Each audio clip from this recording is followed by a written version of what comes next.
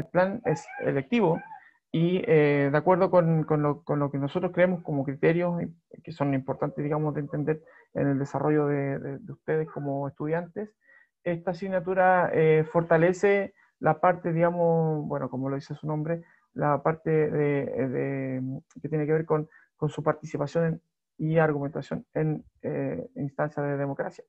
Y eso es abierto, digamos, no solamente en el sentido de las votaciones o cuando haya alguna elección en particular como seria, también en el ámbito cotidiano, en el ejercicio cierto cotidiano de decir lo que ustedes sienten y lo que ustedes piensan.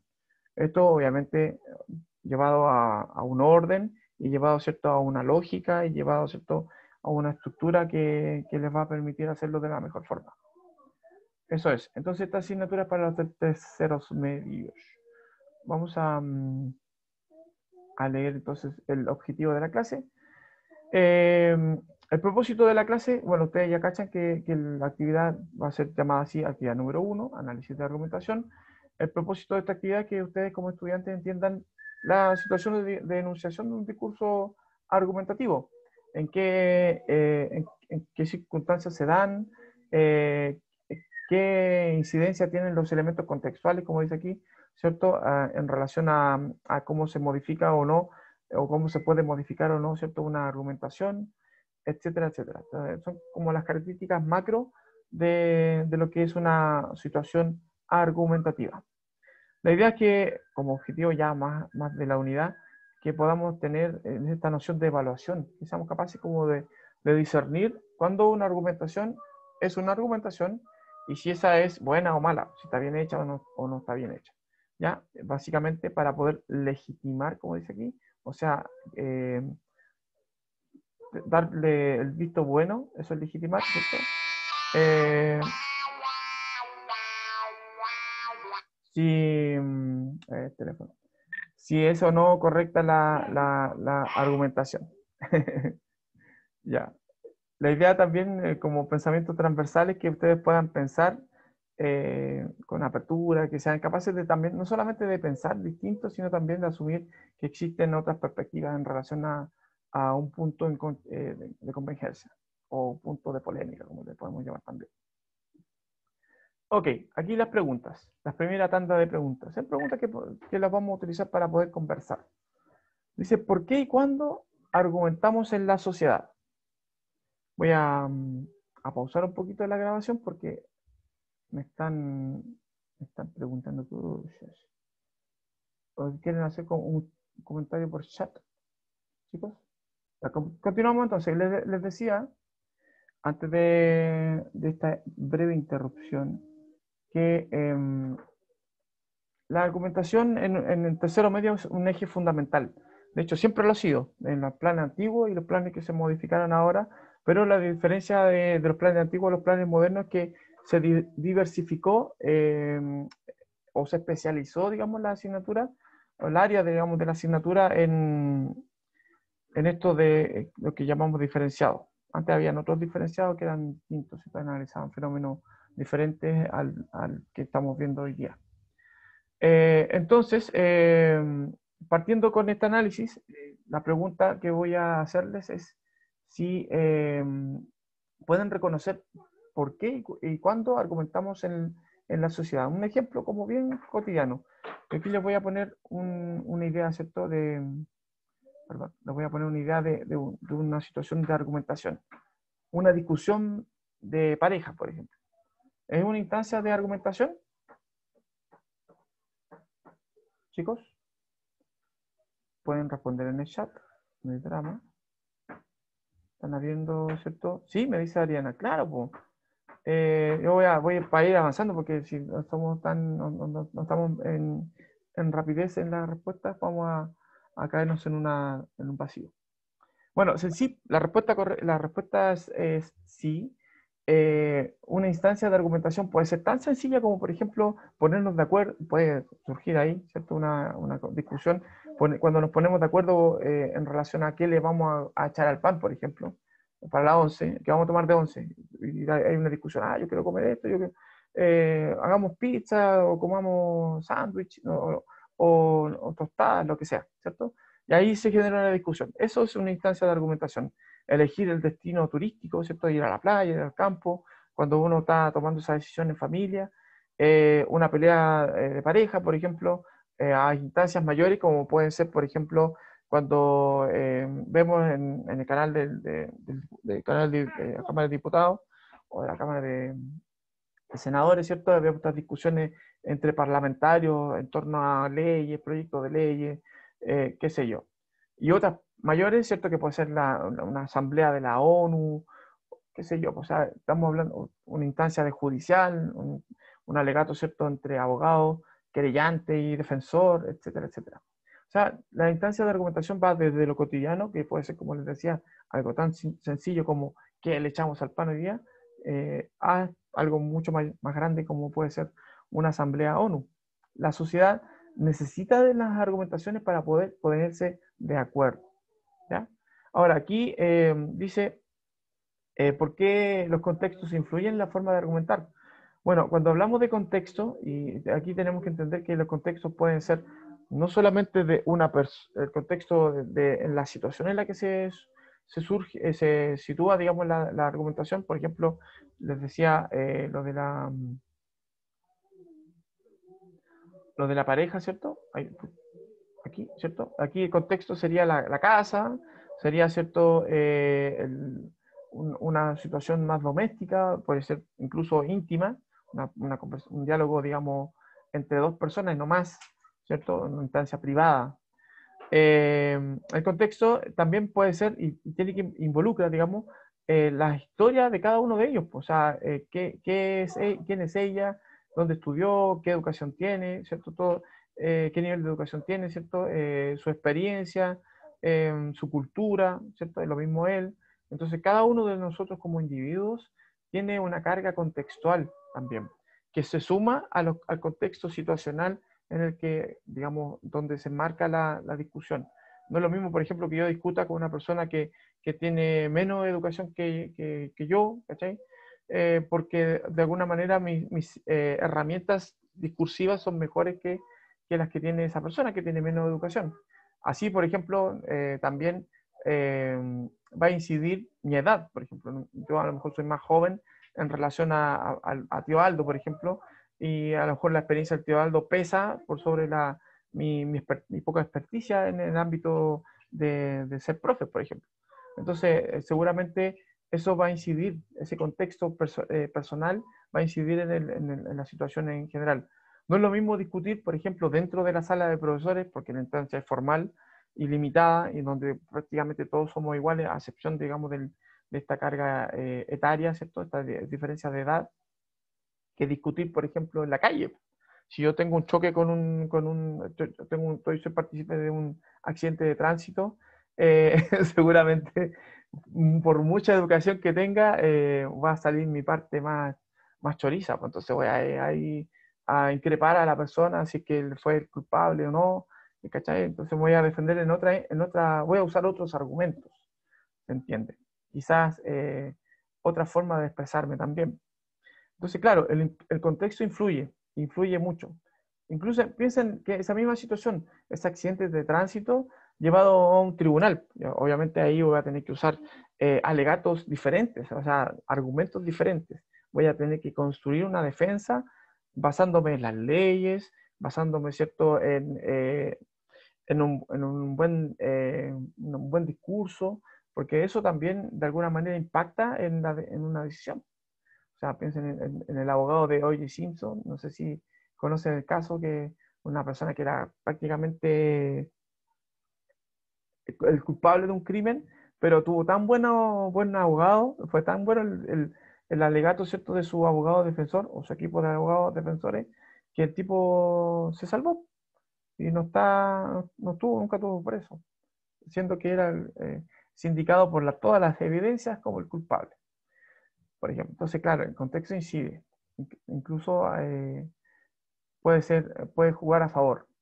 ¿De dónde vienen los argumentos en la vida cotidiana? Como les estaba explicando recién, vienen de nuestra experiencia, de lo que somos, de dónde estamos, de qué es lo que hemos aprendido, donde donde también incide, por supuesto, nuestra cultura, lo que hemos heredado como carga histórica, nuestro carácter, por ejemplo, también, si lo queremos ver un poquito más desde el punto de vista personal, hay personas que son mucho más extrovertidas que otras que son más introvertidas. Entonces, generalmente los que son extrovertidos tienen una capacidad de desenvolvimiento mejor que los que son introvertidos en la construcción, digamos, de una propia defensa, una propia exposición de sus ideas. Ahora, con respecto al contexto, bueno, estas preguntas que están aquí son preguntas que son para que podamos debatir y conversar, abrir un poco los temas o yo mismo, ¿cierto? Ir, ir como explicándoles cosas que tienen que ver con la argumentación. En el caso del contexto, como les decía recién, la respuesta afirmativa, todas las respuestas son afirmativas. El contexto sí afecta en la forma en la que argumentamos, por lo que decía recién, ¿cierto?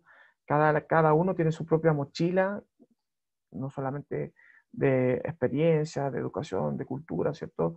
Edad, entre otras cosas, que son elementos que se suman, se suman a la hora de que nosotros nos manifestemos como personas, como individuos. Nuestra religión también pues, está dentro de la idea de cultura. Incide, por supuesto. Y el lugar en donde se desarrolla, obviamente, la argumentación también.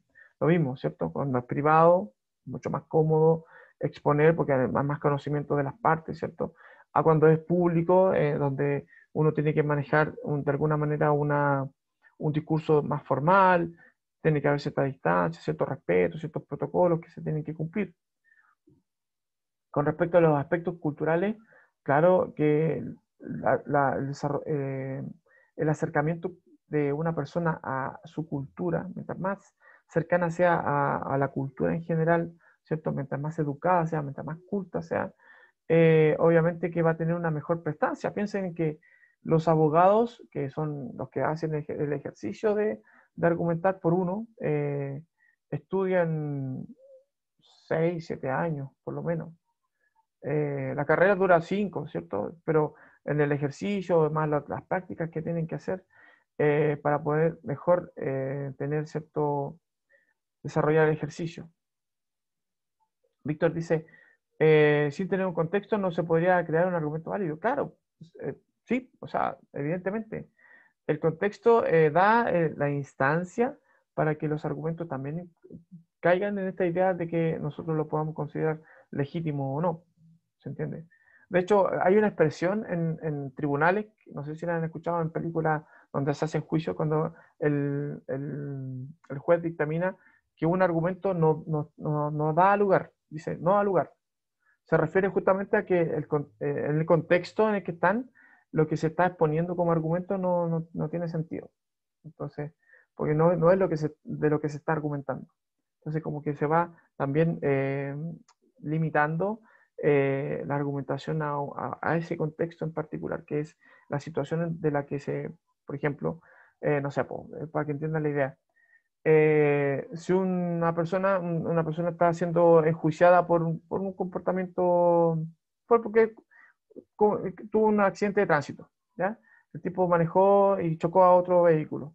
Estaba bajo los efectos del alcohol y cometió una imprudencia. Entonces alguien dice, el abogado querellante, ¿cierto? Dice, sí, pues más encima este individuo, el sujeto, ¿cierto? Que se está enjuiciando, cuando chico le pegó a la mamá.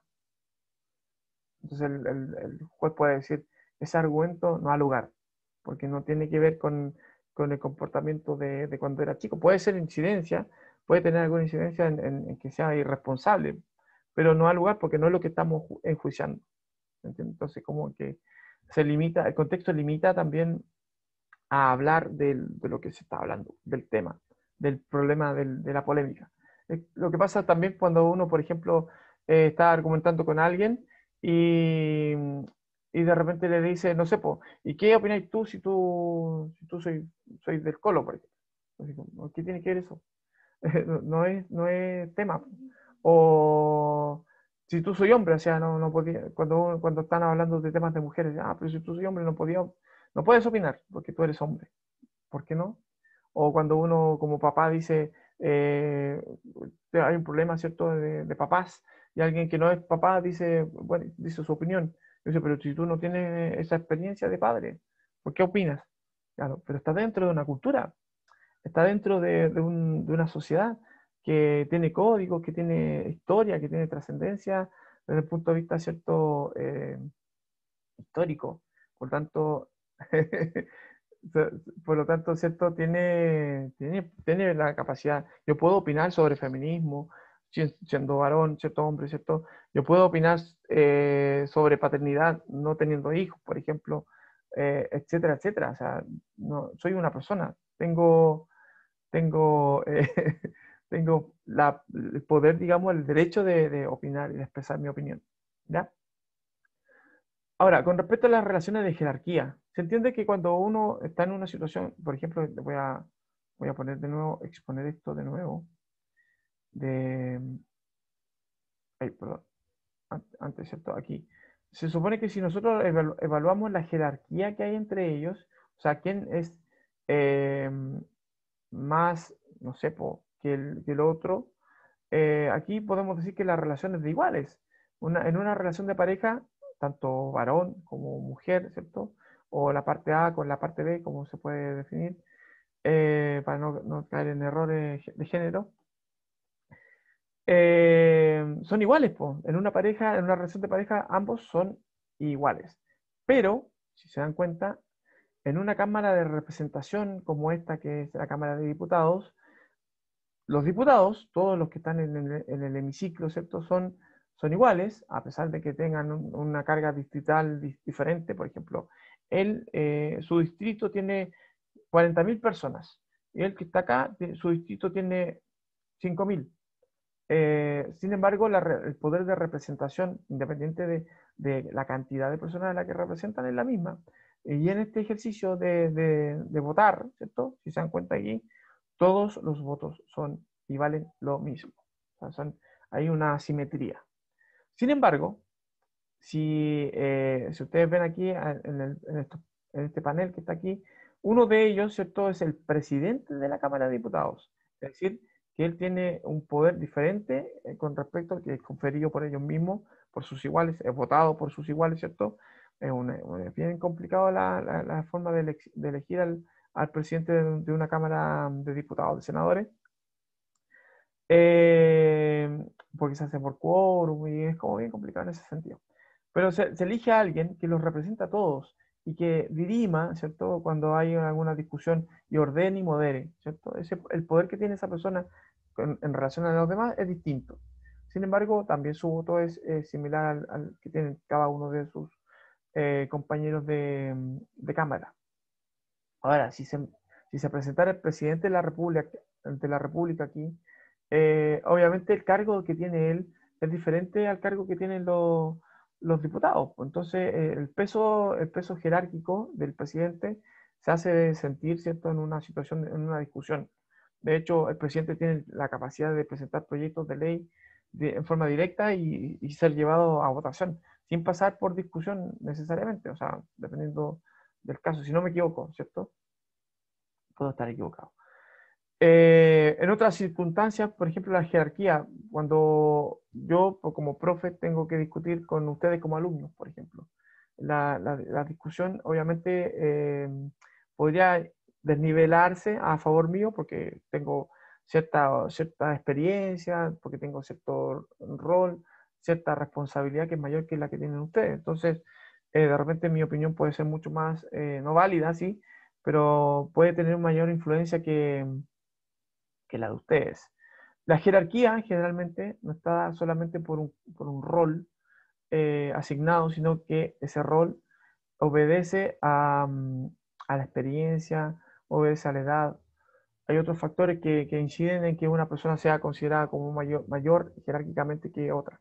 Los grados, por ejemplo, las estrellitas del capitán, eh, el nombramiento, ¿cierto?, de una persona como dirigente, etcétera, etcétera, etcétera. ¿Cierto? Es más experta, es más capa, es más extrovertida, tiene más trayectoria, tiene más conocimiento. O sea, la jerarquía debería influir positivamente siempre en las argumentaciones. A veces no, ¿eh? A veces hay excepciones, por supuesto, a todo. Puede ser, por ejemplo, que una persona común y corriente tenga la capacidad de representarse a sí misma sin llegar a tener conocimientos de abogado, por ejemplo. Ha sucedido, no sé si en corte chilena, pero que personas comunes y corrientes se representen a sí mismas, por ejemplo. Bueno, aquí ya tenemos un caso de una argumentación cotidiana.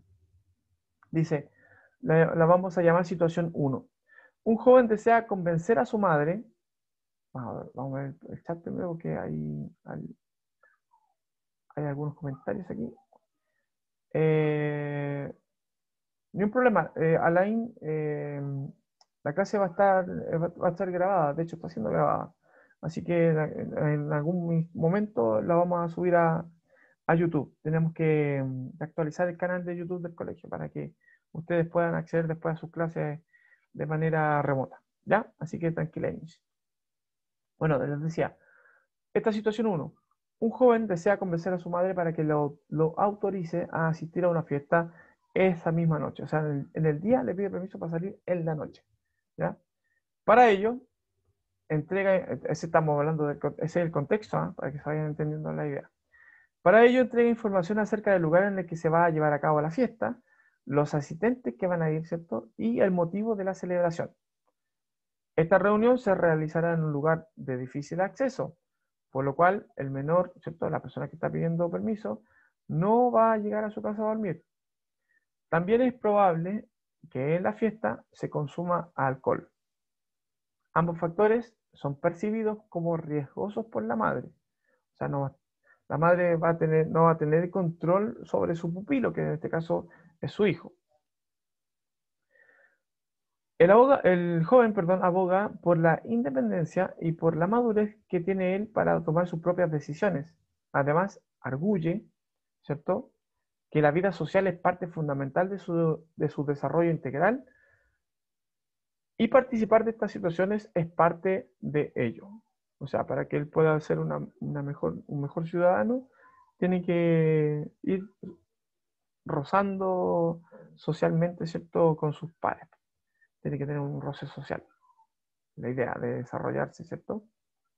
Por eso es que es tan importante las clases presenciales, porque más allá de que puedan aprender por decantación, ¿cierto?, de nuestro conocimiento a ustedes, aprenden por compartir el conocimiento con sus compañeros.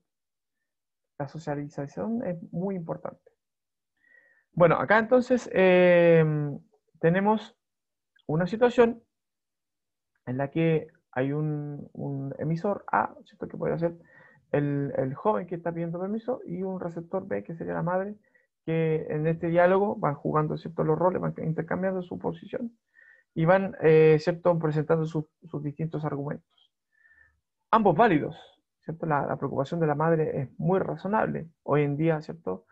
Sabemos y tenemos antecedentes de casos de jóvenes que han sido vulnerados, violentados, incluso que han tenido accidentes producto de estos dos factores. Asistir a una fiesta con amigos, ¿cierto? Y que en esa fiesta hayan bebidas alcohólicas. Claro. O sea, no digo que el hecho de ir a una fiesta sea riesgoso, sino que en esta fiesta hayan solamente jóvenes. O sea, generalmente los carretes debería haber alguien sensato y alguien mayor.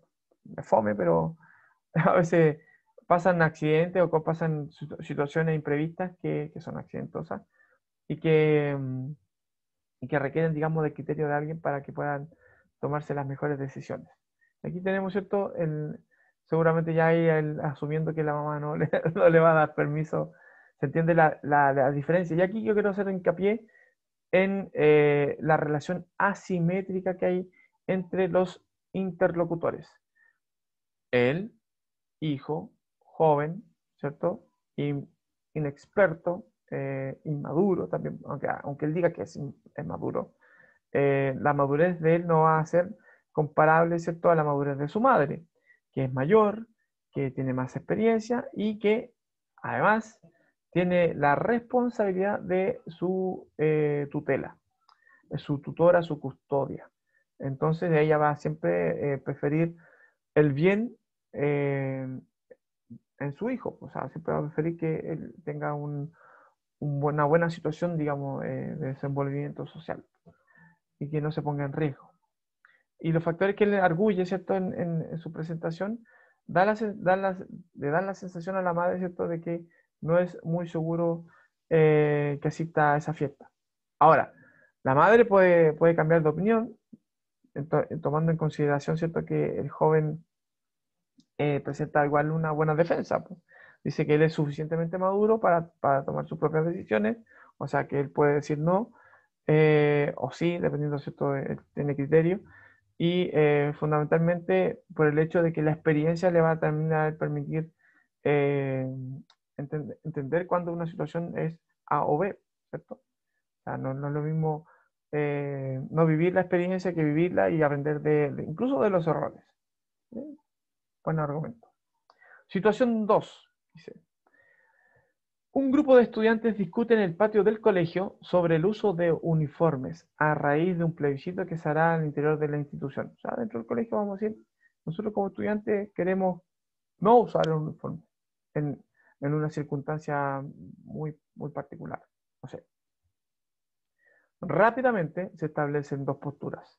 Para unos, dice, dentro del grupo de estudiantes, el uniforme favorece la integración social y es más económico para los padres. De hecho, la ropa de escolar es más barata, ¿cierto?, en proporción que la ropa que uno elige, ¿cierto?, para el diario desenvolvimiento.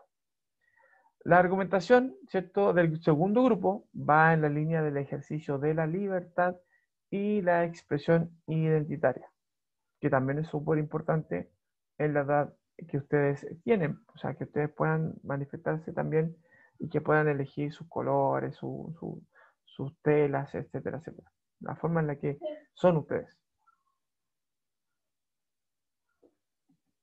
Perdón. Entonces, si se dan cuenta, aquí la discusión es diferente porque, voy a poner aquí un ejemplo, los que están discutiendo son iguales. Todos bueno, aquí hay cabros chicos más grandes y otros que son más chicos, pero se entiende que son todos estudiantes y que tienen todo el mismo peso en cuanto a voto, ¿ya? Entonces, la situación de comunicación aquí en esta situación 2 es simétrica. Son todos iguales. Si se dan cuenta, las preguntas que tienen que ver en esta pauta de análisis evalúan los participantes desde la parte enunciadora, la parte interlocutora o receptora. Bueno, aquí entendamos interlocutor A, interlocutor B, porque van cambiando los roles, ¿cierto? Y para poder diferenciarlos, en la situación 1 sería madre, perdón, hijo y madre. Hijo, el que presenta la moción, quiero ir a la fiesta, queda en tal lugar, van a tomar alcohol, pero yo soy responsable, tengo criterio y puedo decir no cuando sea necesario, ¿cierto? Además, es muy importante para mí poder asistir a esa fiesta, para poder aprender, tener experiencia. La madre dice, "Oh, sí, pero aquí tenemos dos situaciones complicadas. Primero, voy a estar lejos, no voy a estar dentro de mi alcance, ¿cierto? Si tiene alguna necesidad. Y lo otro, va a haber alcohol. Entonces, igual es riesgoso, no solo por ti. Piensen, por ejemplo, alguien que va a una fiesta no bebe alcohol, pero ponte tú que alguien dentro de la fiesta sí lo haga y haga una locura, tenga un accidente y todos se van involucrados, ¿cierto? En esa situación, etcétera, ¿cierto? Por eso el criterio de la mamá también es importante. El criterio aquí tiene que ver, si este fuera el de la madre, el criterio que tiene que ver, ¿cierto? También puede estar vinculado ese argumento al cariño y a la protección, ¿cierto? Por lo tanto, un argumento más emocional, frente al argumento que presenta el hijo, que es más racional, ¿cierto? Del hecho de que él es una persona independiente, que tiene discernimiento frente a las cosas buenas y malas, ¿cierto? Y que por todo, además, esa experiencia le va a ser útil para poder tomar futuras decisiones. El contexto, bueno, aquí lo que podría generar controversia es que él no preparó no preparó la situación de discusión con la mamá, él presentó el permiso, ¿cierto? El mismo día que iba a ser la fiesta, entonces no le dio tiempo a la mamá para darse cuenta efectivamente que su hijo en realidad sí es responsable. La pilló de sorpresa, podríamos decir, muy encima. Entonces, apremia también el tiempo. En el caso de, porque la mamá podría condicionar el permiso, ya te portas bien en una semana, eh, o podrían haber otras instancias de, de mitigación, podríamos considerar. El contexto también, entendiéndose que es una situación familiar, se entiende que las dos partes se conocen, hijo y madre, etc. La mamá seguramente ya tiene antecedentes de su hijo y el hijo sabe que la mamá a lo mejor por eso le presentó la moción de permiso tan intempestivamente, tan cerca de la fecha del evento, porque sabe que a lo mejor su mamá va a confiar en él. No sé. Ahora, ¿qué controversias pueden haber? Obviamente que hay que considerar la edad que tiene el muchacho, la edad de la persona que está organizando la fiesta, qué tan lejos queda, elementos que sean poco considerables, ¿cierto? Para poder abrir el debate, ¿cierto? ¿Van a estar los papás o no van a estar los papás del cabro en la casa, el que está haciendo la fiesta, ¿cierto? ¿Quiénes van a ir? Los participantes que van a estar en esa fiesta o no, etcétera. Ahora, en el caso de lo que sucede en esta discusión de la situación 2, ¿cierto? De los estudiantes que están tomando la decisión con respecto a si usar o no uniforme, tanto todos los enunciadores, todos los interlocutores son iguales, por lo tanto los pensamientos son mucho más difíciles de sondear, ¿cierto? Ahí todos, seguramente va a haber un moderador que va a ser la vez de, de ordenador de esta discusión, de estos dos bandos, ¿cierto? A propósito de los argumentos que están utilizando cada uno de ellos. Más allá de la controversia que se pueda generar con respecto al uso no de uniforme, la decisión a la que ellos lleguen o la conclusión a la que ellos lleguen, ¿cierto? Va a ser siempre sometida al criterio de los adultos, de los profes, de la dirección, qué sé yo, de los papás también. O sea, la decisión no les compete necesariamente a ellos. Pero sí ellos pueden manifestar una decisión conjunta con respecto a lo que ellos creen mejor. Entonces, claro que está más limitada, como decía, el contexto los limita más, el contexto lo restringe más, ¿cierto? Entonces, no es lo mismo que una discusión más familiar, como más privada, ¿cierto? En donde, a pesar de que haya una asimetría, una diferencia entre madre e hijo, hay cierto conocimiento y cierta familiaridad que les permite a ellos también interactuar de forma más conducente. A diferencia de lo que sucede, por ejemplo, con los estudiantes que puede que la instancia de discusión sea mucho más lenta y que se vea empañada o entorpecida, ¿cierto? Porque finalmente ellos no toman todas las decisiones o no toman la decisión final. Entonces, claro, aquí tenemos varios elementos que tenemos que ir considerando en cada una de las situaciones de enunciación de las distintas argumentaciones, en las que sean, ¿cierto?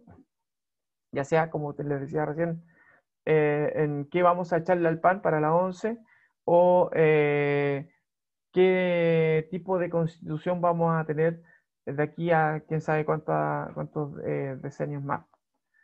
A propósito de que estamos escribiendo una nueva constitución, que es una discusión mucho más seria y mucho más compleja, digamos, que la del elegir qué le vamos a echar al pan para la 11.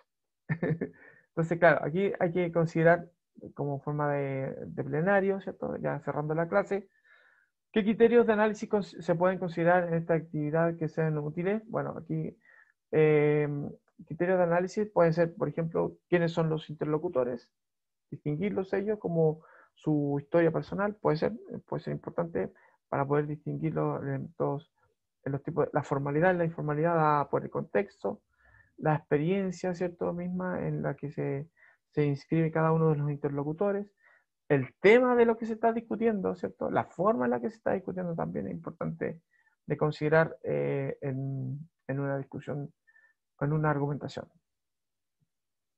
Ahora, ¿qué elementos de nuestra cultura son relevantes para desarrollar un análisis? Bueno, tener las herramientas de distinción de las características de la argumentación, fundamental.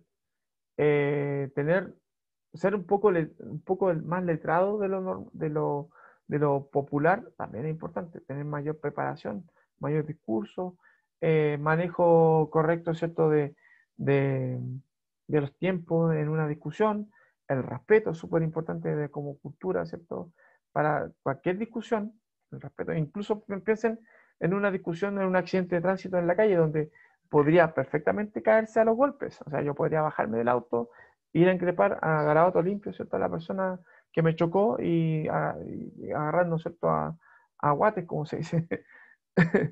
O podría bajarme del vehículo y ver qué le pasa a la persona, por qué tuvo el accidente, puede ser empático, que es un elemento cultural también importante desarrollar, la empatía, el respeto, ¿cierto? Ser solidario, a lo mejor la persona tuvo un mal día, no se dio cuenta, está enfermo, tuvo una situación, digamos, desde su punto de vista, a lo mejor no me vio a mí, por eso me chocó, bla, bla, bla. O sea, ser más racional y no tan primitivo, tan instintivo, ¿cierto? También es importante, o sea, más que instintivo, ser, no sé, más brutal, ¿cierto? O visceral, esa es la palabra que estaba buscando. O sea, que pensar la situación y de buscar un análisis, perdón, buscar una solución. Esa capacidad de análisis obviamente la da mi nivel cultural. Mientras más culto sea, mejor, ¿cierto? Debería ser mi forma de reacción frente a una situación de argumentación emergente, como puede ser un choque, entre otras. Ahora, con respecto al contexto, necesitamos saber cuándo nos enfrentamos a discursos escritos. ¿Qué necesitamos saber cuando nos enfrentamos a discursos escritos? En el caso de que el discurso o la argumentación sea escrita, piensa, por ejemplo, en una carta al director, que es un texto argumentativo netamente y que es escrito por una persona común y corriente. ¿Cómo yo puedo distinguir que la persona que está escribiendo desde un punto de vista racional, por ejemplo? ¿Cuál es su experiencia? ¿Cómo yo puedo notar incluso su edad, su experticia, su capacidad, su visión? Obviamente porque va a estar manifestada esta visión en su estilo de escritura. Va a estar manifestada, ¿cierto?, en las palabras que usa, por ejemplo. Va a estar manifestada también en cómo construye su defensa, qué argumentos utiliza, entre otras. Incluso puede estar manifestada porque de repente en las cartas del director también se da alusión dentro del contexto que se hace de la presentación de los hechos polémicos de los que se arguye, se presenta también la parte argumentativa que está representándose. O sea, el tipo dice, se presenta a sí mismo, bueno, yo soy profesor, tengo tantos años de experiencia, y frente a este tema de las clases presenciales, por ejemplo, quiero decir que no estamos preparados como país para poder, no sé, ¿cachai? Y construir una argumentación a partir de esa experiencia en particular, de ese punto en particular. Puede ser el de un profe, por ejemplo. Esa es la idea. Ahora, entiéndase, y con esto quiero cerrar para que vayan a hacer sus cositas de la tarde. Eh, Todos nosotros somos en cuanto a perspectiva y opinión, todos somos lo suficientemente válidos, nuestra posición es lo suficientemente válida, dependiendo también de cómo nosotros construyamos esa posición, cómo nosotros nos manifestemos. En ese sentido, esta asignatura les va a dar esa herramienta. ¿Ya? Chicos, para hacer la primera clase, igual entiéndase que